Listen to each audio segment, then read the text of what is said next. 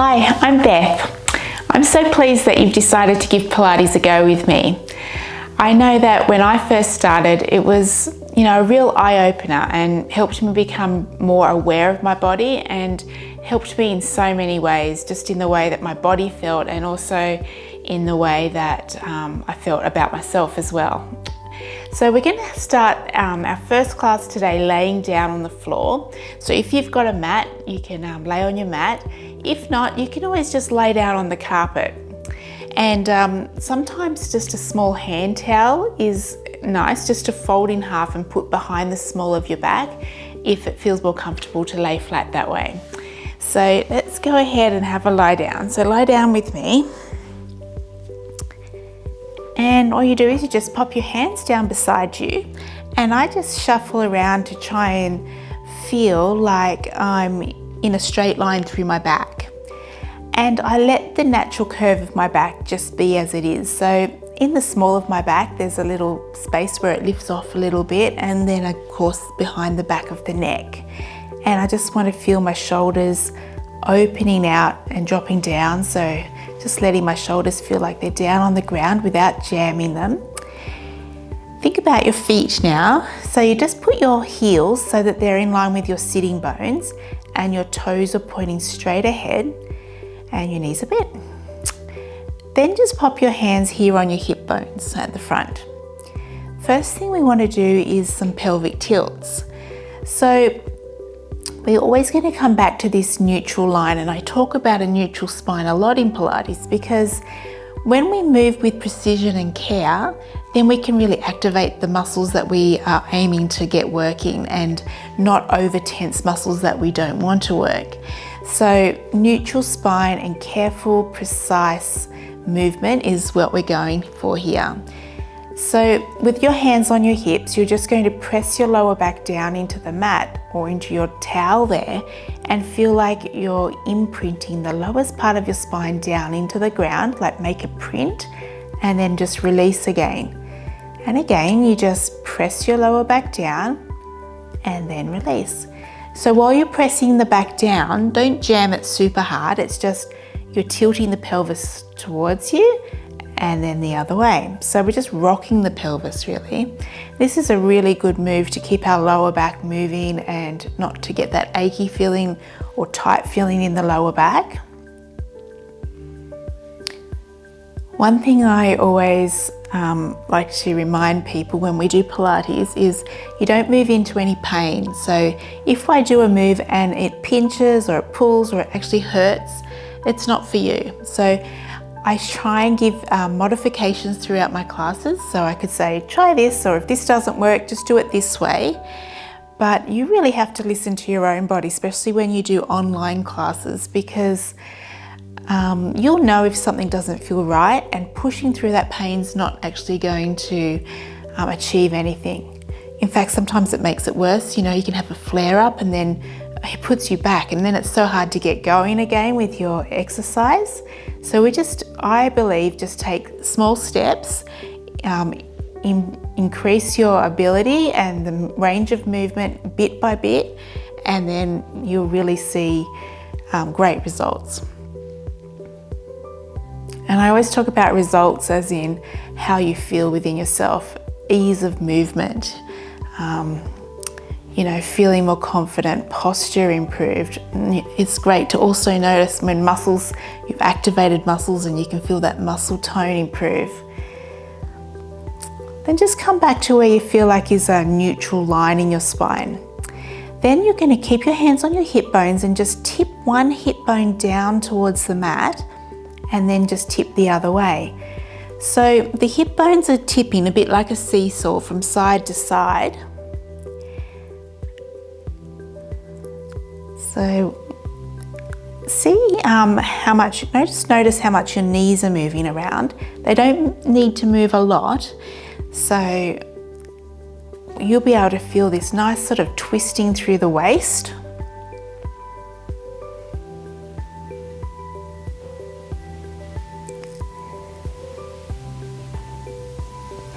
I remember when I first started Pilates, some of these small moves, I did the whole class and it was gentle like this, and I felt so relaxed.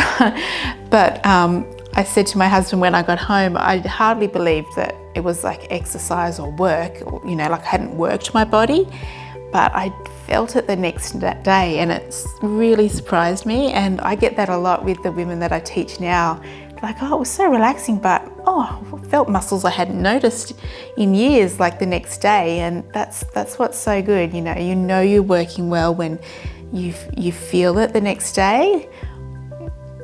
You know, you feel that you've got a little bit more stretch in your body, or the movement's easier, or a tight neck goes away. Back to being even. And then I want you to think about I want you to imagine a box in front of your body. So from hip bone to hip bone, and then from shoulder to shoulder, imagine this rectangle here. Let's call that your Pilates box. So when we do movements in the coming classes, I want you to, sometimes I'll refer back to this, I want you to think about your Pilates box staying nice and square, not skew-if. Okay, so keeping the Pilates box nice and square, and your hands here on your hip bones, just want you to lift one knee up over your hip. So the knee is right up over the hip and the shin bone is level with the floor. Okay, and you want to check that you've still got that imaginary line from hip bone to hip bone, and it's going straight across.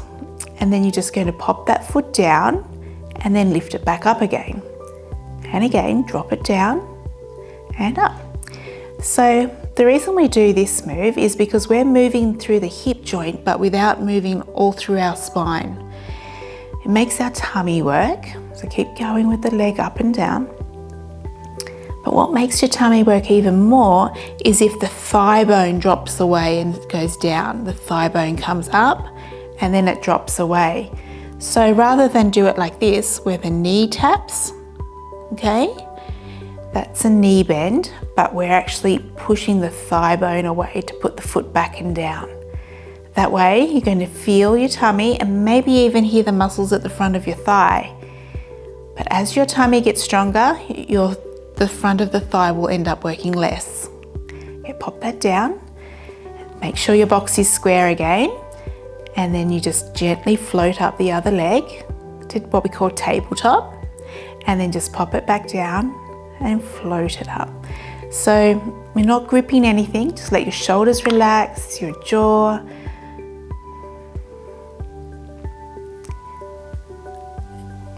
Trying to keep that Pilates box nice and square, softly lift and softly put down. So it's not a stomp, we're moving gently.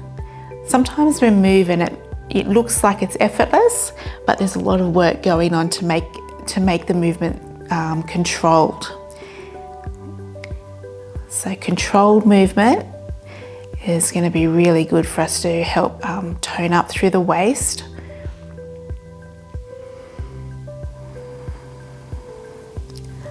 It's often the slow moves are the hard ones. And last one, just pop it back and down. Now if you need to readjust your Pilates box and make your spine in a nice straight line, and then we just pop your hands down beside your body. I want you to lift one arm up, reach it up and see how far it goes up over your head, and then bring it back down beside you. Then the other arm, straight arm, goes straight up over to the ceiling, over your head, and then back and down. So we're just alternating. Sometimes if your shoulders are tight, it's hard to get the arm to touch the ground, and that's okay because we will get there and we'll work on it. But just go as far as you can. You'll feel a nice stretch. One arm might feel easier than the other. Pilates always illuminates one side that might be tighter or weaker. But that's good because then we can give that side a bit more care, a bit more love. And then we're going to take both arms up to the ceiling, take them back over your head. Take a nice deep breath in. And when you breathe out, let the ribs drop down. Slide them down into your body and then float the arms back up. Arc them over and put them down beside your body. Again, take a breath in, the arms go up, they go overhead.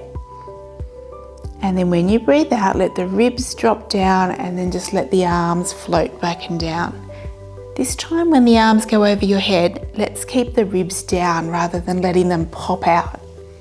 So maybe it feels like your arms don't touch the ground because you're keeping your rib cage tucked into your body. And then bring the arms back. And again, nice breath in. This is a great move to become aware of how when you move your arms, maybe that affects your torso. So deep breath in. And then when you breathe out, the ribs will sink down and the arms will float back. We'll do one more here, but this time just pause with your hands up towards the ceiling and turn your palms to look at each other. One arm's going to reach over your head, one arm down beside your body, and then just switch and switch. Good.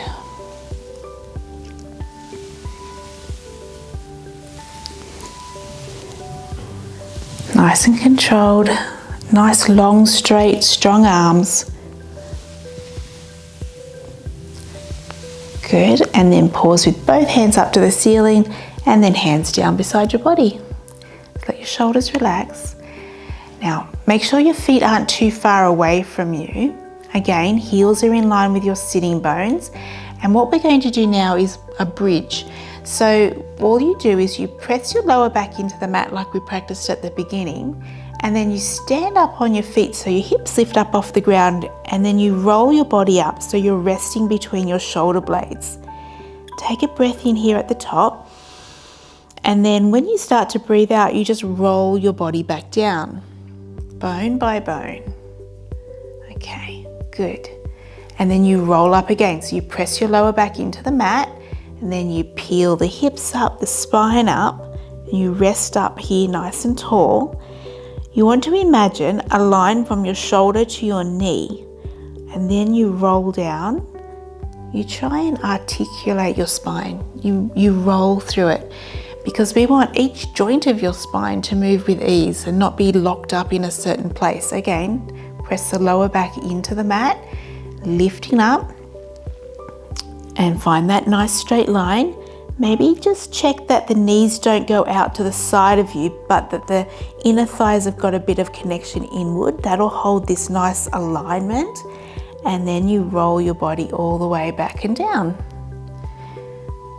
Good. And again, keep practicing, rolling up, and really stay present and mindful, because we're working on moving through each part of the spine, dropping down through the sternum, the ribs, the upper back, the mid back, and then the lower back touches too. And then you just go back where there's a little mouse hole underneath the lower back there.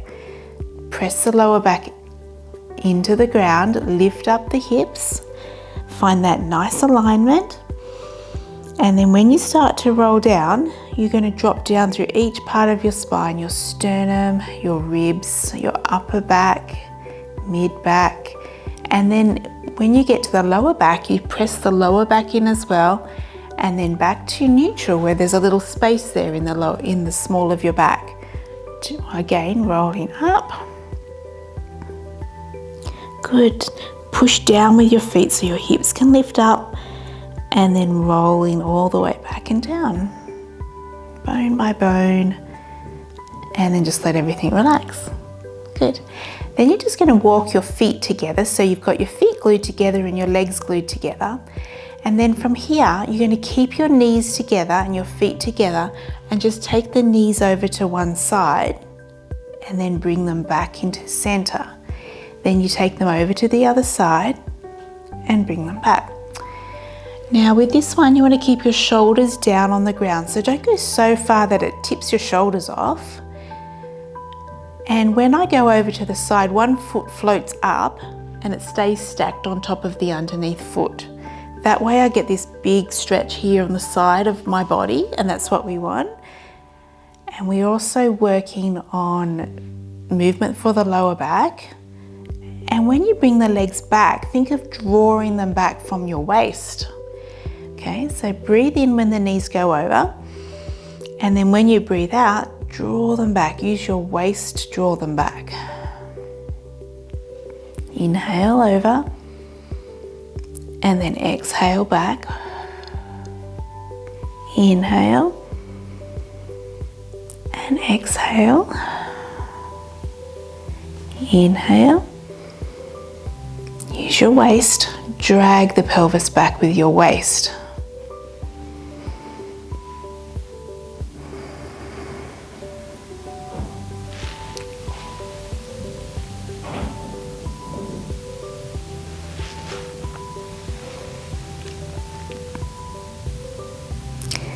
That's the way, and then just separate your feet back to where they were at the beginning, so just hip distance apart, and slide your arms down beside you again.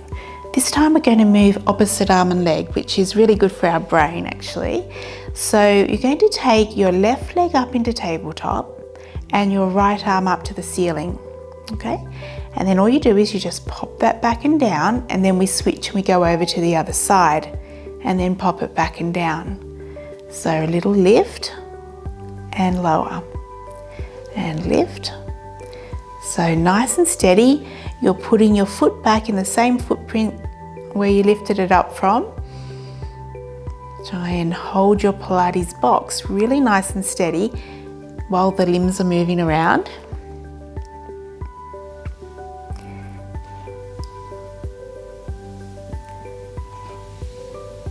This is a good way to just get in tune with the connections in our body and brain.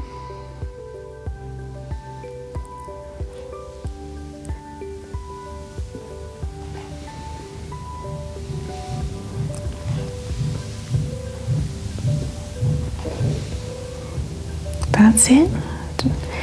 And then I'm going to move it, the next exercise is a little bit harder than that, but if you need to go back to this one, you just go back to this one. So let's try this. One leg goes up into tabletop.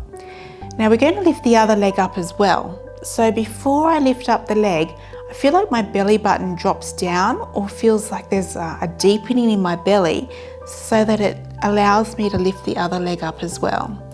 And then you're just going to pop the first leg back down and then the second leg back down. So now you lift up the leg, lift, lower, lower, lift, lift, lower.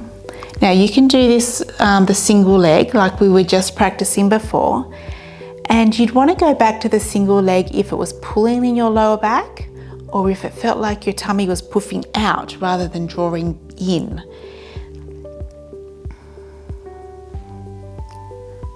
So tummy in all the time, especially when you go to lift up that second leg. And then keep going, if you want to make it a little harder, both arms are up as well. So we're just making our balance a little bit harder, which means our core has to work a little bit more. So we just keep this going. Good job. And no problem if you go back to the other one where it's just one arm, one leg. Okay.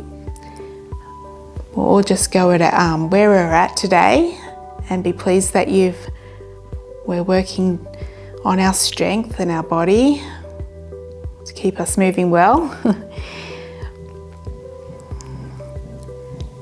And that will be plenty. And then just let the arms go over your head and do a big circle around, moving through the shoulders. And again, so arms go up, they go over, use that as a big deep breath.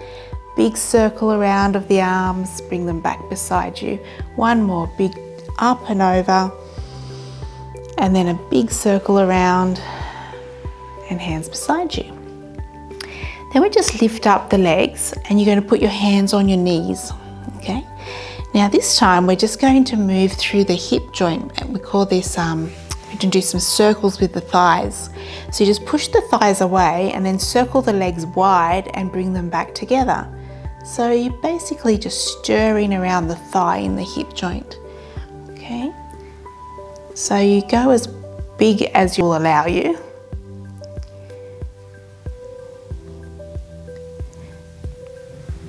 So really kind of trying to massage that range of movement of the thigh all the way around in the hip Don't worry about holding your Pilates box square here. If your lower back presses into the ground, that's fine for this one.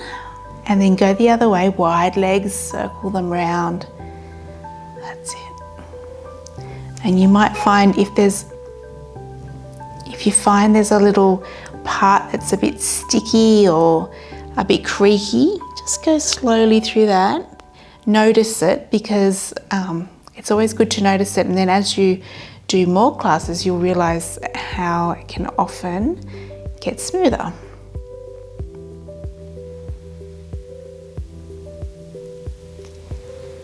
That's enough. And then you just pop your feet down. And then to hop up, I want you just to roll over to your side. You put one hand down on the floor, the top leg's long, and then you push into the floor and your head comes up last, okay? And that's us done. So good job, and I'll see you in the next class.